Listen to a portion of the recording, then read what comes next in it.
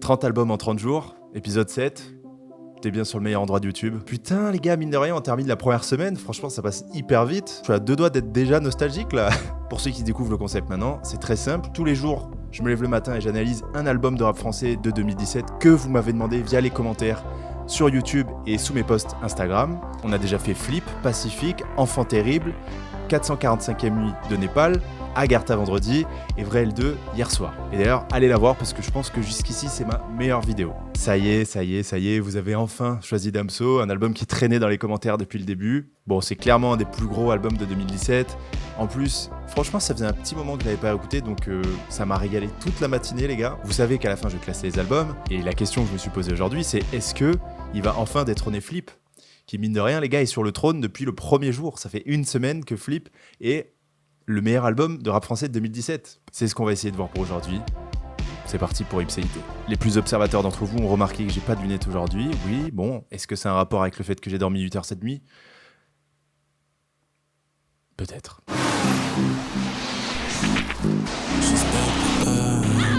Demain tout ira bien. T'as capté, hein?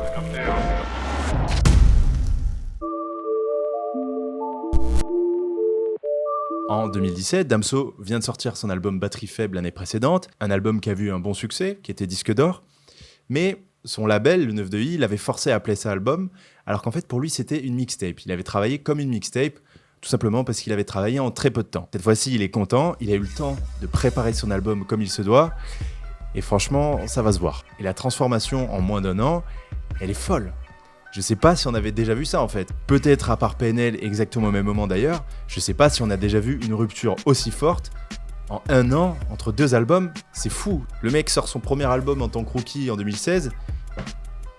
Moins d'un an plus tard, il casse tous les records de streaming avec Ipséité. C'est un truc de fou les gars. Je crois qu'il avait fait 100 millions de streams en moins d'un mois, faut se rendre compte. En fait, Ipséité a été le plus gros blockbuster de l'année 2017 et personne pouvait s'y attendre. Un an avant, personne pouvait savoir ça. Pour la plupart des gens, c'était juste un rappeur très très fort, très sale, et voilà. Alors, la question qu'on peut se poser, c'est comment il a fait, et la réponse, elle est hyper simple, c'est que c'est un bourreau de travail absolu. Tu sens très bien que le gars passe des heures et des heures et des heures au studio et qu'il prend ça avec un sérieux immense. Par exemple, il avait raconté que pour le featuring avec Vald, à un moment, Vald, il est parti manger, et limite, ça l'étonne. Lui, il se dit, bah non, moi je suis au studio, je vais pas manger. Donc en fait, c'est lui qui a trouvé le refrain de vitrine pendant que Vald il est parti manger. Et Vald il est revenu, il a fait mais gros, mais t'es un ouf, vas-y, on continue, let's go, t'es trop chaud. C'est parti quoi. Et en fait, voilà, pour moi cette anecdote elle raconte bien la vision de Damso qui est d'essayer tout le temps de se renouveler et d'atteindre l'excellence, de travailler, de repousser ses limites et de jamais être satisfait. À cette époque, en 2017, et c'est pour ça que j'aime bien cette année, c'est pour ça que je suis content de la faire avec vous, on a un rap français qui sort des carcans qu'on lui a imposés pendant pas mal d'années. Toutes les têtes d'affiche ont leur propre univers, c'est-à-dire qu'il n'y a pas une recette qui fonctionne, peut-être comme c'était un peu plus le cas dans les années 2000, que ce soit PNL, Nekfeu, SCH, Damso, voilà, et toutes les têtes d'affiche qu'on connaît, au premier mot, tu sais très bien quel artiste c'est. Et SCH avait une phrase assez marquante là-dessus, il avait dit « On a trop d'identité, ils nous reconnaissent au blind test ». Voilà, et ben toutes les têtes d'affiche du moment en rap français 2017 sont très reconnaissables. Dans ces inspirations, il y en a plein. Il y a évidemment 50 Cent, Nate Dogg, dans le côté « Je fais des refrains chaleureux », des bonnes top lines, une voix hyper douce et agréable à entendre. Got love for my homies who be rolling with me. Have mercy on many men.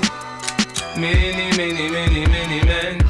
Il a répété plusieurs fois qu'il avait saigné DC's aussi, et on trouve une similarité, je trouve, dans le côté... Je me sens un peu en dehors, c'est-à-dire j'ai un côté rue que je peux pas nier, mais je me sens un peu en dehors du mood général. Les deux, on pourrait leur retrouver un point commun dans leur côté littéraire et intellectuel. Les deux lisent énormément de livres, ils en parlent souvent en interview et puis même ça se voit dans leur écriture. On pourrait aussi le comparer à Kendrick, pas forcément musicalement, mais plus dans le côté je suis un intellectuel du ghetto et surtout le travail. Je crois pas en la musique fast-food et j'ai envie de faire un chef-d'œuvre à chaque fois. Travailler pour l'excellence toujours. Damso, c'est un gars, il va écouter des classiques du rock. Je sais pas, par exemple un Led Zeppelin, il va se dire vas-y, on va essayer de capter comment ils ont mixé ça, on va essayer de voir si nous on peut le faire pareil ou l'adapter à notre sauce. Pareil, j'écoute les Beatles, vas-y, est-ce qu'on peut pas faire sonner notre guitare comme celle des Beatles ? Dans Batterie Faible, je trouve qu'on avait déjà des petits aperçus de ce qu'allait devenir Ipséité, dans les morceaux un peu chantés. On a Autotune, on a Beautiful. Avec de l'autotune, ça passera peut-être mieux. Je ne veux plus de toi, je ne veux plus de toi. Bon bref, fini de parler du contexte, on rentre dans l'album. La première chose qui me vient à l'esprit quand j'écoute cet album, c'est la blase de Damso. C'est-à-dire que le mec, il est triste tout le temps. Même dans les chansons un peu joyeuses, comme Macarena, le mec est triste. T'as presque l'impression que la vie n'a aucune saveur pour ce mec, que c'est fade tout le temps. Ce qui saute tout de suite aussi, c'est sa voix. C'était déjà le cas dans Batterie Faible, évidemment, mais là, sa voix, j'ai l'impression qu'elle est encore plus charismatique. Et c'est surtout aidé par le mix exceptionnel de NKF, qui est donc le gars qui avait travaillé avec PNL. Mais ça me veut, pas ta semaine. Je fais que du sale, je fais que du sale. Si j'étais une meuf, hétéro, waouh! Franchement, si je suis la go de Damso, je pense, je l'harcèle tous les jours pour qu'il m'envoie que des vocaux. Frère, arrête d'écrire. Juste envoie des vocaux, t'inquiète, j'ai pas le temps, tu sais, moi, de lire et tout. Non, vraiment, le charisme de sa voix, c'est même en interview et tout, franchement, c'est quelque chose. Pour moi, c'est peut-être la plus belle voix du rap français de ces années-là. Il y a quelque chose qui est assez paradoxal, c'est que ce qui faisait la force de Batterie Faible en 2016, c'est presque des faiblesses dans Ipséité. Je m'explique. Batterie Faible, c'était un album où il y avait énormément de rap, où Damso rappe très très très bien, et les gens l'avaient adoré pour ça. Damso, pitchy dans le bloc, Belgium, vie marqué with mods. Mais dans cet album, il y a 2 morceaux très rap, et finalement, c'est limite les morceaux les plus, banals, j'ai envie de dire. Raphaël Dacruz, dans No Fun, en parle comme des morceaux convenus. Et voilà, c'est ça.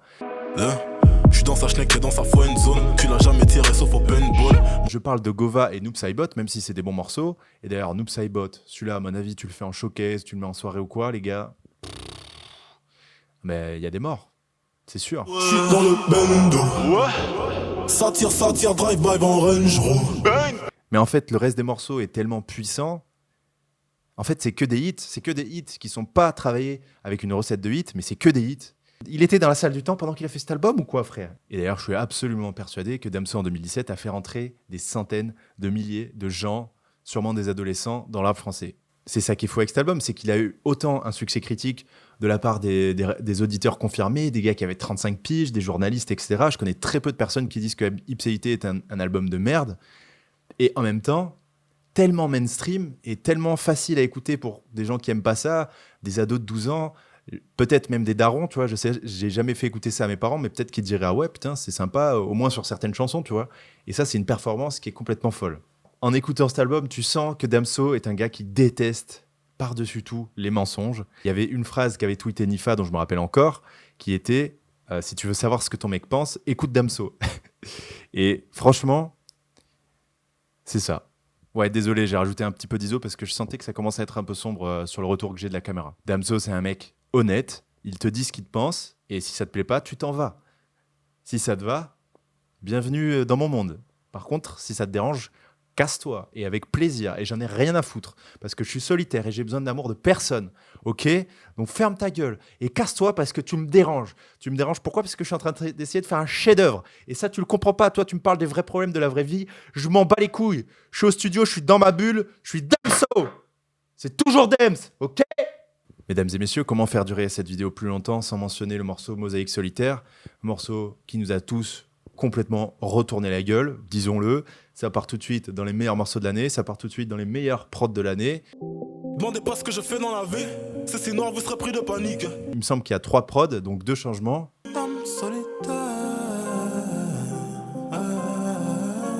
C'est vraiment un morceau, tu sens que ça se trouve, il a passé 500 heures à le faire, tu vois. Il y a un délire un peu Kanye West. Attends, ça filme toujours ou pas? Ouais, j'ai eu peur de ouf. Ouais, donc il y a un côté un peu Kanye West en mode je cherche à faire un chef-d'œuvre.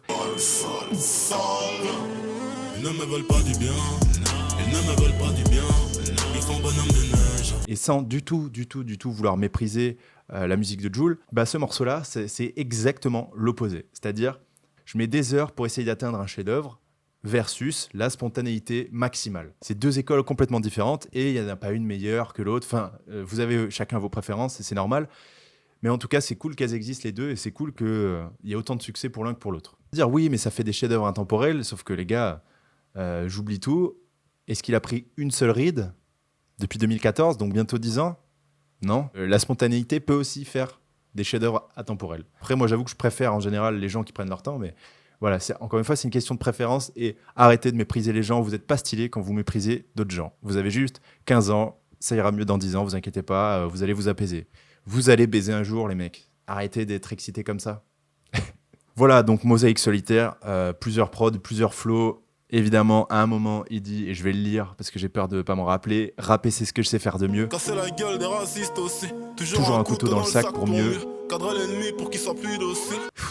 Quand il sort ça, je suis désolé, mais on a tous envie de partir en couille. Moi, je sais pas, j'ai envie de faire du stop et d'aller jusqu'au Danemark tout nu. Enfin, j'ai envie de trouver des mecs qui votent Front National et leur trouver le bide, là, putain. Pardon. Team Nupes. Dans Ipséité, on a des morceaux qui coulent dans les oreilles, les mecs, mais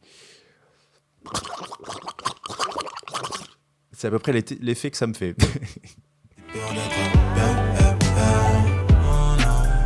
Dans les questions qu'elle me pose, je les signale. L'absence de lumière fait que je suis dans le noir. Sur certains morceaux, c'est une douceur, c'est du chocolat.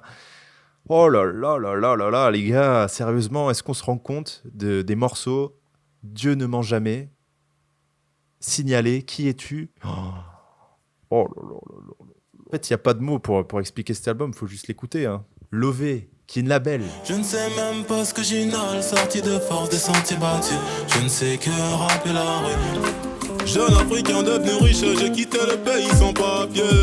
Et les gars, mais c'est un album, il passe tellement bien, c'est fou. Tu le mets une après-midi là, tu le mets dans la voiture, même en soirée, cet album passe tout le temps, à chaque moment de la journée, il passe bien. C'est un truc de ouf. Il avait démonté le top 50. Les 14 premiers sons, c'était les 14 de son album. Voilà, c'est la première fois qu'on voyait tout ça. Après, ça s'est répété avec Orelsan et Nino, etc. Toutes les chansons sont certifiées au moins single d'or. Je crois qu'il a 7 singles de diamant. Les gars, la moitié, 7 sur 14 sont des singles de diamant. Single de diamant, je le répète à chaque fois, c'est un tube dont on se rappellera toute notre vie. Et dans ces tubes-là, il y a quand même l'intro A Noir is the New Black, qui n'est pas un tube du tout. C'est-à-dire qu'il a réussi à faire de son intro un morceau où voilà, il rappe dur et vite. Non mais c'est fou, il était là. Je cherche un mauvais morceau dans Ipséité là. Putain. Non mais c'est sous la table.